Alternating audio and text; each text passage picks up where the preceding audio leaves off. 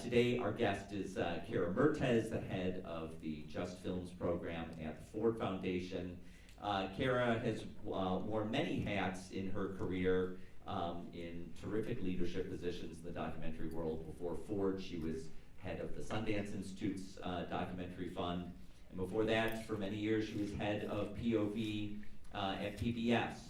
So in today's conversation, I want to draw upon her experience and expertise in documentary funding to ask, especially in this post-election environment, where she thinks the opportunities are going to be for documentary funding, and how some of these institutions are going to play a role, and how some of these institutions might feel extra challenged, we're all probably going to feel some challenges. So lots to cover.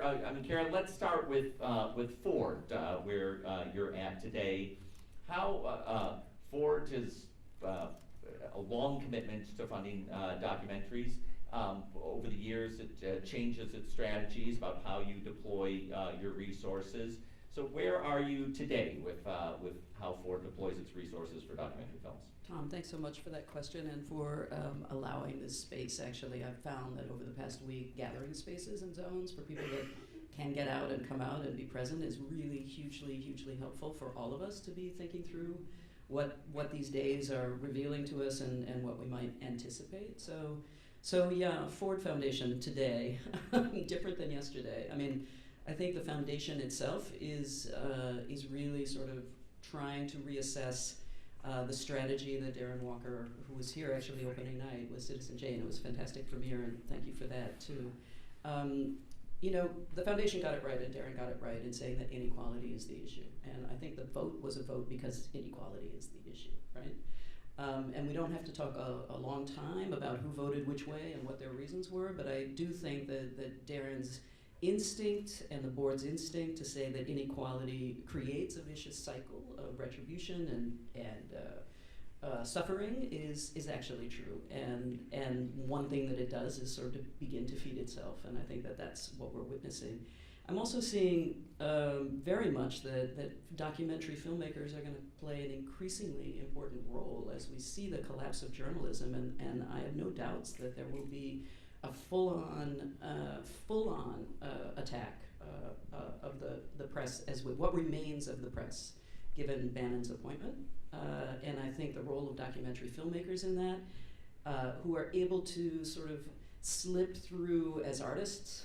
They aren't, always called journalists, even though their work is very journalistic, means that we can be a bit of shapeshifters in this new terrain, and perhaps tell stories in ways that will keep people informed, that will actually help gather people for conversation in different ways. So I think that documentary is going to be vital during the coming days, weeks, months, and years. What Ford is doing is, we just launched a new strategy for JustFilms. I'll say, I don't think we're going to change very much. We have two areas that we're funding. We're funding field infrastructure, and we're funding content. MacArthur Foundation did pull out of content. A lot of people have been talking about that. They don't fund directly into films anymore. They are funding the field. Ford is not doing that. Ford continues to fund content, and we're actually looking at expanding the types of content that we're funding, not just long form, but also the ancillary, the short form. We are moving into emerging media, VR, in particular virtual reality, because that's been adopted so quickly by the social justice and humanitarian communities as a way to bring people into worlds that they would not otherwise see. So we're doing a lot of research in that. In fact, we've hired Kamal Sinclair, who is fantastic and is continuing to work at Sundance and do the New Frontier piece, but she's going to be doing a lot of on-the-ground research for us as we begin to move into that space as well. So there's going to be a lot of continuity. While you're talking about that, can I just make a confession? I think there's a lot that's exciting about VR, but also when I hear that, I think, gosh, are those resources departing from the sort of traditional narrative documentary storytelling that I care so much about, and that is already underfunded, and is it being dispersed to something that may be just a shiny new toy? Can you help put that in perspective? I can, and that's such a great question because it's framed as a zero-sum game. There's not a limited pool of money necessarily. You know, in other words, if we take this from, you know, this pocket and put it over into the VR pocket, that's actually not the way that I see it. I think that if we can develop and articulate an approach to virtual reality, we need to think in terms of bringing others on board to support this. And what we're really doing is following the artists. And so some of the same people that are working in long form and have seen that as an expressive mode in order to, you know, create community, make a difference, you know, be the artists that they want to be, are beginning to look at this as well. And so I think that folks that know my career know I always talk about following the artists and artists as leaders in society, and this remains the case at Ford Foundation. So I don't see it as a loss for long-form documentary and a gain for VR. I actually think that what we're doing now is beginning to identify new allies in new places and new resources to begin to support those voices that are crossing over into different genres. But I think the thing that brings them all together is this notion of nonfiction, this idea that there is something that we can say about the world through narrative artistry that's real, that affects people in a different way than fiction does. It's not better than, but it is different than. In some way because of that relationship to reality. So I hear you on the shiny toy, which is why we're not leaving long form behind at all. In fact, I hope that we're going to be increasing that. The other thing I should say is that one thing that I've been able to spend a lot of time on at Ford is actually bringing other donors in. And so I don't think about the pool at Ford as the finite pool. I actually think about that as a space to create a conversation in which others will also bring their resources, and that's actually been working really well. So let me ask you this. Yeah. I mean, as we sit here in New York City as a group of filmmakers, we're of course interested in the opportunities that are available to us. But I do want to raise a bigger picture that you are very actively engaged in global funding, and I wonder if you can talk about that. Sure. Let me get, you know, I often, I realize that sometimes I get very conceptual, so I'm going to get like quite granular. We are now, part of our strategy right now is actually moving funding from 3 major domestic organizations, Sundance, ITVS, and Tribeca Institute, actually keeping those as a U.S., you know, as U.S. bases, very important hubs in this, you know, actually critical hubs in this work, and moving some of our money internationally so that we're continuing to work with them, but we're also bringing along and thinking about a global circulation. So we're funding ITFA, we're funding BritDoc Foundation, we're funding, and we're funding Firelight to be part of a new social justice cinema network. And this is a long-range funding. It's not been publicly announced, though each of them knows it. That's simply because we haven't gotten it up on the website, but it's not private information. But the intention here is that we actually want to form a global circulatory infrastructure over the course of some years. And we did this pre-election, but now it's even more important that this infrastructure and this circulatory network actually begin to enact itself in a way that brings global North and global South filmmakers together, really supports emerging voices, brings resources to new filmmakers and also established filmmakers who are telling the stories that we need to hear, but literally travels them, moves them around inside this network so that they can gain experience much more quickly and they can foster new relationships and new networks. So in a way, we're moving people from ITFA, say, to Sundance, to into ITVS, and from our, where we're situated at Ford, it's all connected actually, and the grantees experience it as connected.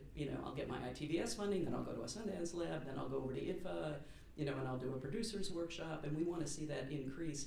It's only the institutions that themselves that see themselves in isolation, and so we're trying to break that down as well for the betterment of the of the entire network and then society at large. So those are 6 actual multi-year grants that we're doing, and then on top of that we'll do some project granting into organizations, and then on top of that we have a fund for content, which is you still apply to us through the website.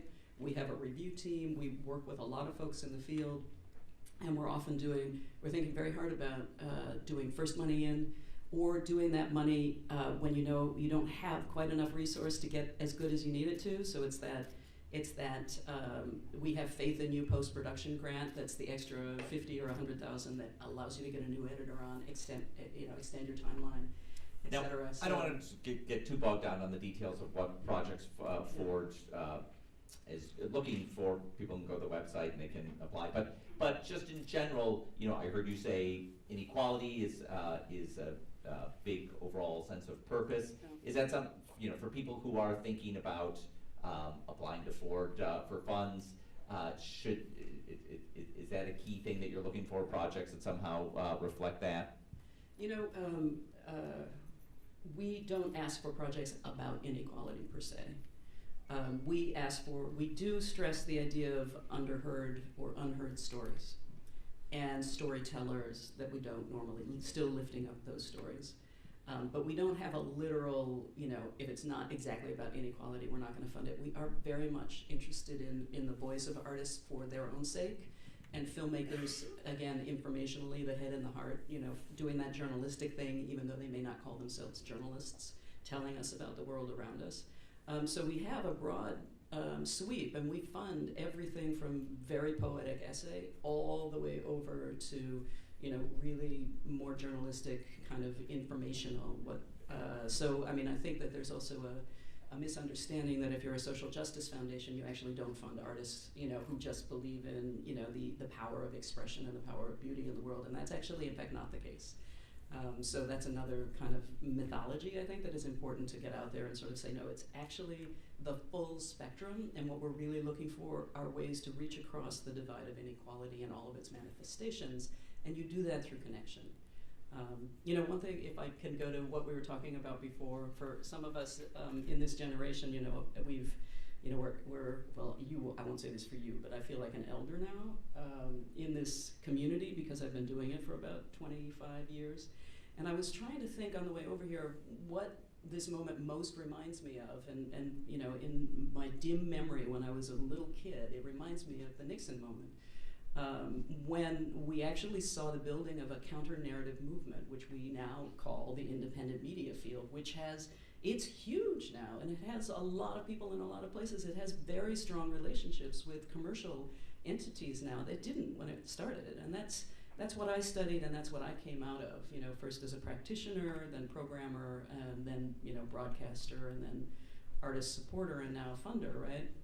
But for those of us that came out of that and are now placed in positions of some kind of visibility where we have access to resources and other folks with resources, I think it's really incumbent upon all of us, and myself included, to really stop and take an audit, take a beat, and really understand the place that we occupy in this society right now, what our privileges are, what our challenges are, really own up to them. So, being very upfront about talking about what it means to be a white woman in these spaces, right? And not apologizing for it or not being polite and not talking about it. I think those days are over. And I think that we have to own up to the privileges that we have, also the challenges that we have, and figure out what we do best, and then begin to do it with the people that we both know that we can do it with, but also unexpected allies, because I do feel that, there are folks like me that have come up in a community and with a compass that are now in places where we can be unexpected allies. I mean, I'm pretty predictable because I'm in a foundation that works in social justice, but there are folks at Netflix, at Amazon, in Hollywood, in businesses, at Patagonia, in corporations, that actually are going to have to come out a little bit more for things like sustainability, things like free expression, very serious rights that I think we are going to see coming under some pressure in the coming days in ways that we don't necessarily understand. But we've got to learn the lessons from, McCarthyism, from the Nixon era, from the Reagan era.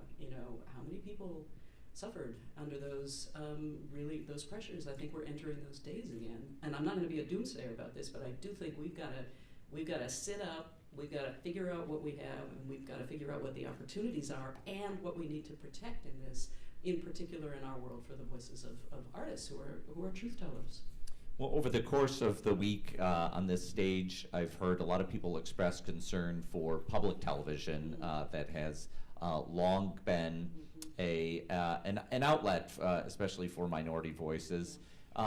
You spent many years inside that world at POV. I wonder, as someone who has past insider experience and now looks at it from an outside perspective, where you think the pressures are going to be, and where you think we as a community can help preserve some of it. Yeah. It was so interesting being at public television. That's where I actually came up, and I kind of inherited the tail end of the first wave of independent, funding that came in through the media labs at that time. And that was something actually that Ford was a big funder of in the 70s. So I came in the 80s and inherited, a lot of those phone calls and files and that kind of mission actually to have the outsider voices become, available to insiders. And I was thinking on the way over here that, I was the programmer in New York. Gosh, I must have been 28 that got Marlon Riggs's Tongues Untied on the air in New York. And had really that taught me how to write memos and make arguments for why we need to hear these voices. And for those of you that don't know, how many people don't know Tongues Untied? This is something that you should see. So Marlon Riggs was a really founder in our field, a voice that I miss desperately every single day. And he did an amazing poetic essay about being black and gay and growing up in the South. Beautiful hour-long piece, really a piece of video art, but also a piece of journalism and autobiography. And this came in at a time where being gay and being HIV positive was known, but not loudly proclaimed. And he did it in such a beautiful way through poetry and performance and music and song and against a backdrop when under the Reagan administration, exactly. There was a fiercely contested battle over public funding for the arts. So exactly. If you see the film Mapplethorpe, look at the pictures at this festival that touches upon that. Yeah. And the work of artists like Karen Finley were... So this was the Culture Wars Part 1, and I think we're entering, with some of the same people, by the way, Newt Gingrich, Culture Wars Part 2, but we got that on the air in 1989 in New York, or 1990 in New York. He made it in 89. In 1991, it aired nationally. It still reverberates in the public television system. So that's the side of how far you can go on the spectrum. What can a public media system absorb? But the strength of the public media system, and I think this will come into play in a major way with this administration, is its localization, is its community ties. So I don't have a worry that Bannon is going to say let's take it out of the federal budget line on January 22nd, because there is such strong support locally for public television. But I do think that we are going to see some pressure on the types of things that we see in programming. So as an institution, survive, yes. Maybe even thrive in certain ways in the coming environment, but as independents and as people who are telling particular kinds of stories, I think that conversation is going to get much more vocal and much more. I think we may see some challenges there. And of course we fund, like I would say 52%, 53% of what we fund out of Ford Foundation finds its way to public media. Because we want as many audiences to see it, and also public media is attracted to this. So and knows that it's part of its mission to to provide space for underheard voices. So I do think that it will be quite an interesting discussion, and I'm not one of the sort of folks that thinks it's going to be on day one, the kind of thing that's going to be attacked. I think the press, I think journalism is where we're going to see that kind of attention right off the bat. Well, you talked about the opportunities for documentary filmmakers in this journalistic landscape. I want to talk about the vulnerabilities for independent documentary filmmakers. So, we see even the New York Times and Washington Post, the biggest bastions of journalistic institutions, being vulnerable to being kicked out of a press conference or whatever. Clearly a combative relationship going on there. In recent years, we've witnessed independent documentary filmmakers getting pushback from corporations and from government forces when they don't like what they're doing. So this this isn't necessarily a question of funding, but given that you are in constant dialogue with lots of independent filmmakers out there doing risky work, what do you see the the challenges and the needs in that area? That's a great question, and there is vulnerability, and we've even seen, I think folks have followed the Standing Rock story and seen 2 or 3 documentary filmmakers charged with felonies. So there is a very strong, I think, aggressive stance being taken toward folks that are just to draw that out for a second, yeah. to illustrate that point. Dia Schlossberg is one of these, producer who's worked with Josh Fox, who made Gasland. She produced his last film, right. And that is too long a title for me to remember. But so she was filming at the Dakota Access Pipeline and was arrested. Has 3 felony charges against her that are up to like 45 years in prison. Some people may have followed similar charges put against Amy Goodman at Democracy Now! That were dropped, but these charges are still hanging over Dia Schlossberg, and I don't think she's the only one. Right, that's right. So what we're seeing here is the criminalization of dissent, right? And of reporting.